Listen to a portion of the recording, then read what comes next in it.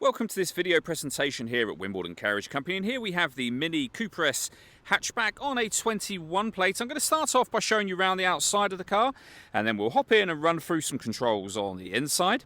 From the outside you can see it's a 5-door car with tinted windows and alloy wheels. We've also got the John Cooper Works styling kit, the aluminium fuel flap as you can see there. We're going to start off inside the boot area of the car first of all.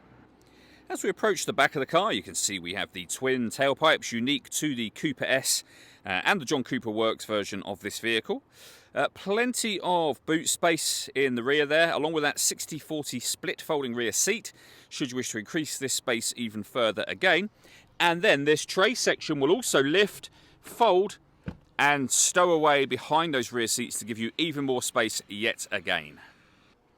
Okay, so we're just going to work our way back around to the front of the car, and then we'll hop in and run through some controls on the inside of it from there. Now that we've done a full circle though, you can see the alloy wheels are all in fantastic condition, as is the bodywork the whole way round as well. Just briefly before we climb in, I think it's well worth seeing the interior from this exterior point of view. There's plenty to run through on the dashboard, so let's hop in and we'll do that now. Okay, now that we're inside the car, we're going to start with the dials. On the left-hand side, first of all, we have the rev counter. We have the speedometer in the centre and the fuel gauge over on the right-hand side. Within the speedometer, you can see the total miles of this car. They are 20,371. You can change information displayed above that for various different bits of trip computer, fuel economy information, and if you wish to, a digital readout for the speedometer, as you can see now. We back out to the steering wheel next. We've got our cruise control and speed limiter on the left-hand side, phone and stereo controls on the right-hand side. The minus and plus pedals are so that you can change down or up a gear manually with this automatic gearbox, should you wish to do that. Over into the centre next, we then have the main screen for the car. So, touchscreen, as you can see.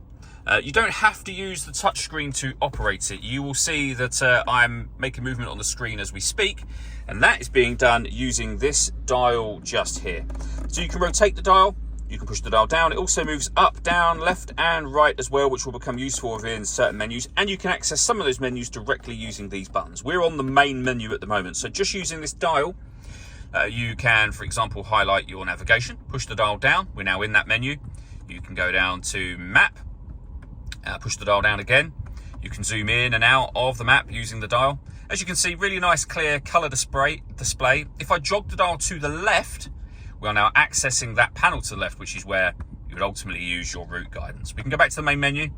When it comes to our music in this car, we have DAB radio, FM radio, Bluetooth audio, so you can stream your music wirelessly. We've got USB input as well, and you can pair up your phone to the car from this menu, or you can do that under the communication menu that you see just there.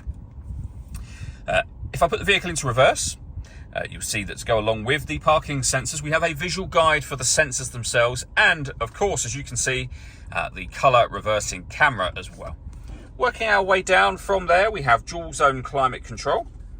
So you can adjust the passenger temperature, driver temperature.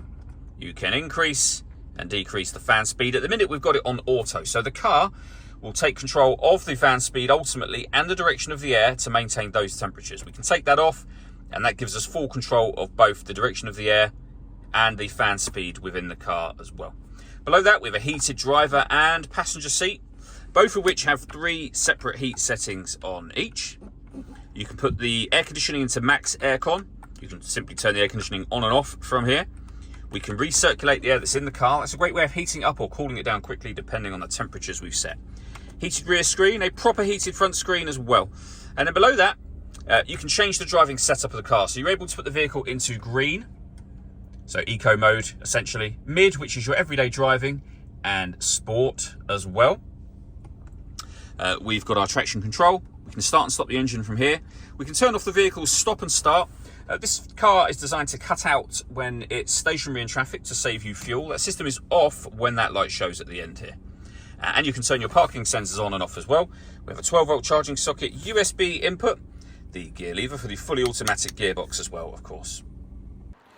The last thing I wanted to run through is some of the paperwork we hold for the car here. So you can see, firstly, the MOT certificate. So the MOT expires on the 15th of March 2025. We have the V5 registration document there as well, with 2 fully remote keys, as you can see. All that leaves me to say is thank you for taking the time to watch this video.